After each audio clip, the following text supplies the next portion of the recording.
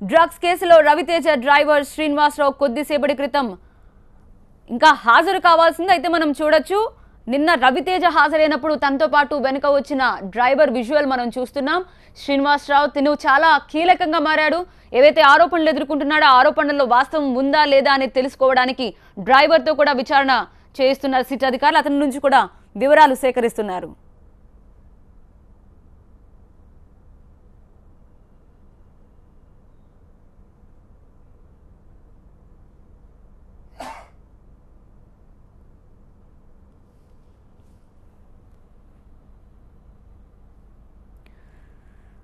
కొద్దిసేపటి క్రితం డ్రైవర్ శ్రీనివాసరాజ్ కూడా సిట్ విచారణకు హాజరైనట్టుగా తెలుస్తోంది. నేడు అతని విచారించబోతున్నారు. రవితేజకు శ్రీనివాసే డ్రగ్స్ ని తెచ్చేవాడని భావిస్తున్న సిట్ ప్రధానంగా ఆ కోణంలోనే విచారిస్తున్నట్టుగా తెలుస్తోంది. అలాగే టాలీవుడ్ లో డ్రగ్స్ లింక్స్ కాల్విన్ జిషన్ తో పూరి బ్యాచ్ కున్న సంబంధాలపై కూడా అతని వద్ద కీలకమైన సమాచారం ఉన్నట్టుగా తెలుస్తోంది.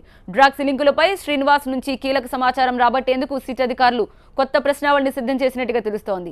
Drugs king pin Calvin Zeeshan తో ఎన్నాళ్లుగా పరిచయం ఉంది, వీరిద్దరితో ఎలాంటి రిలేషన్ ఉంది, ఈవెంట్లు ఆడియో ఫంక్షన్లలో కాల్విన్ డ్రగ్స్ సరఫరా చేసేవాడా లేదా, మీకు డ్రగ్స్ తీసుకునే అలవాటు ఉందా, రవితేజకు డ్రగ్స్ ని సరఫరా చేశారా లేదా, ఆయనతో కలిసి మీరు కూడా డ్రగ్స్ తీసుకునేవారా, పబ్స్ అండ్ క్లబ్స్ నుంచి కొనుగోలు చేసేవారా, రవితేజ దగ్గర ఎన్నాళ్ళ నుంచి పనిచేస్తున్నారు, షూటింగ్లు లేని టైంలో విదేశాల్లో ఎలాంటి పార్టీలు చేసుకునేవారు, పూరి బ్యాచ్ లో ఎవరికైనా డ్రగ్స్ తీసుకునే అలవాటు ఉందా, వారికి మీరు డ్రగ్స్ సరఫరా చేసేవారా, ఇలాంటి ప్రశ్నలు అధికారులు అడగవచ్చన్నట్టుగా తెలుస్తోంది.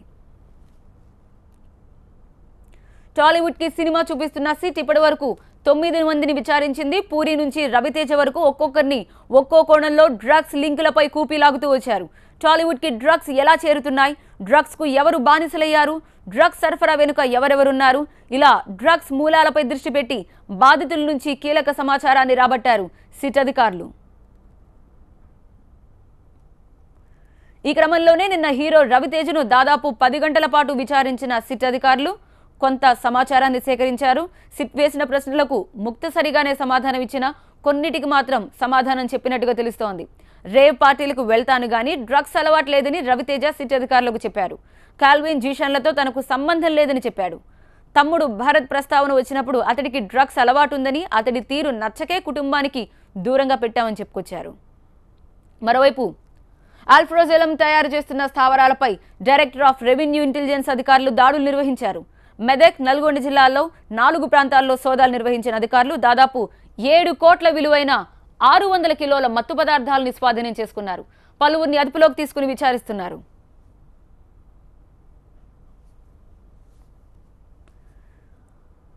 కొద్దిసేపటి క్రితం రవితేజ డ్రైవర్ శ్రీనివాస్ విచారణకు హాజరైనట్టుగా తెలుస్తోంది. ప్రస్తుతం ఆబ్కారీ కార్యాలయం వద్ద మా ప్రతినిధి కృప అందుబాటులో ఉన్నారు అప్డేట్స్ అందించడానికి. కృప, ఓవర్ టు యు. మనం ఆబ్కారీ భవన్ దగ్గర ఉన్నాం. కరెక్ట్గా 10 గంటల సమయానికే రవితేజ డ్రైవర్ శ్రీనివాస్ ఇక్కడికి చేరుకున్నారు. సిట్ ఆఫీస్ లోపలికి వెళ్ళాడు ఆయన. అయితే 2 వీలర్ మీద వచ్చారు. తను, అతని ఫ్రెండ్ మరొక వ్యక్తి వచ్చారు. ఇద్దరు లోపలికి వెళ్లారు. కాకపోతే విచారణకు శ్రీనివాస్ అంటే రవితేజ డ్రైవర్ను మాత్రమే లోపలికి అనుమతిస్తారు. సేమ్ 5th ఫ్లోర్లోనే ఎక్కడైతే ఇప్పటి వరకు 10 సినీ ప్రముఖులను విచారించారో ఈ రోజు 10వ వ్యక్తి car driver Raviteja car driver Srinivasan కూడా అక్కడే విచారిస్తారు.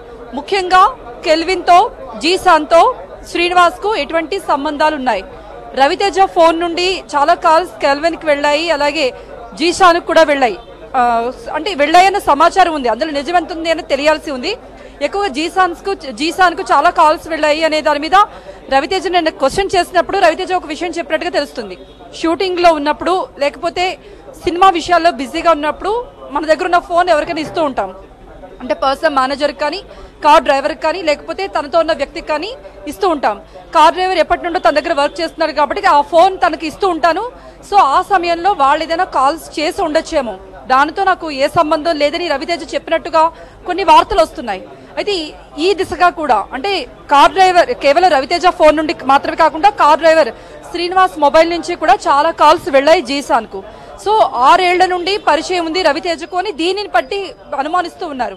అయితే రవితేజ చెప్పిన విషయం ఫోన్ అతనికి ఇవ్వడంతో అతను ఎవరికైనా చేసి ఉండొచ్చు, నాకు దాంతో సంబంధం లేదని. ఈ విషయం మీదే ప్రధానంగా సిట్ అధికారులు ఈ రోజు శ్రీనివాస్ను విచారించబోతున్నారు. జీసాన్తో మీకు ఎటువంటి రిలేషన్షిప్ ఉంది, ఎందుకు కాల్స్ చేయాల్సి వచ్చింది, ఎందుకు మెసేజ్లు వెళ్ళేవి, మీరు అతని దగ్గర నుంచి ఏదైనా డ్రగ్స్ తీసుకున్నారా, ఊరికే మాట్లాడాల్సిన పని ఏదేది లేదు. ఎందుకంటే జీసాన్ అనే వ్యక్తి డ్రగ్స్ సప్లై చేస్తాడనేది సిట్ అధికారులు చెప్తున్నారు, దాని మీద ఆధారాలు కూడా ఉన్నాయంటున్నారు. కనుక అతన్ని క్వశ్చన్ చేశారు కనుక శ్రీనివాస్ అనే వ్యక్తి జీసాన్తో ఊరికే మాట్లాడింది అయితే ఉండదు. సో ఒక డ్రగ్స్ వ్యవహారానికి సంబంధించి వాళ్ళ మధ్యన కాల్స్ నడిచాయి, కొద్దిగా కన్వర్సేషన్ నడిచింది అనేటువంటి అనుమానాలు ఉన్నాయి. కనుక ఈ దిశగా ఈ రోజు సిట్ అధికారులు రవితేజ కార్ డ్రైవర్ శ్రీనివాస్ ను విచారిస్తారు. సో ఈ రోజు విచారణ కూడా కీలకంగా మారనుంది. ఏం చెప్తాడు అంటే దీనిలో రవితేజ విషయమే ఎక్కువగా ఇన్వాల్వ్ అయి ఉంది కాబట్టి రవితేజ ఫోన్ నుండి అతను కాల్స్ చేసుకున్నాడా, లేకపోతే డ్రగ్స్ ఇతను జీసాన్ కు తీసుకుని రవితేజకి ఎప్పుడైనా ఇచ్చాడా, లేకపోతే ఎప్పుడైనా పార్టీలు చేసుకున్నప్పుడు ఎటువంటి వాతావరణం ఉండేది, ఎవరెవరు డ్రగ్స్ తీసుకునేవాళ్ళు, ఆ డ్రగ్స్ తీసుకున్న సమయంలో ఆ పార్టీలకు ఎవరెవరు అటెండ్ అయ్యేవాళ్ళు, ఇటువంటి క్వశ్చన్స్ అన్ని కూడా అడిగే వీలుంది.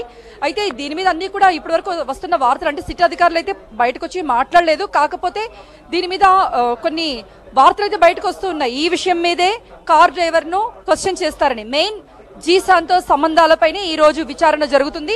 కాల్విన్తో పరిచయాలు అంటే కాల్విన్తో కూడా ఎటువంటి ఏమైనా పరిచయం ఉందా, ఈ క్వశ్చన్ కూడా అడిగే వీలుంది. దీంతో పాటుగా డ్రగ్స్ సప్లై చేస్తే చాలా మంది పేర్లు మనం విన్నాం, వీళ్ళందరి గురించి కూడా ఒకసారి క్వశ్చన్ చేసే వీలుంది. మరోవైపు రవితేజకు ఎవరైతే సన్నిహితులు ఉన్నారో, ఎందుకంటే రవితేజ దగ్గర కార్ డ్రైవర్ గా చేస్తున్నాడు, ఎప్పటి నుండో చేస్తున్నాడు కాబట్టి రవితేజకు ఎవరితో సన్నిహిత సంబంధాలు ఉంటాయి అనేది అక్కడ వర్క్ చేస్తున్న వాళ్ళకి చూస్తారు, వాళ్ళకి తెలుస్తుంది.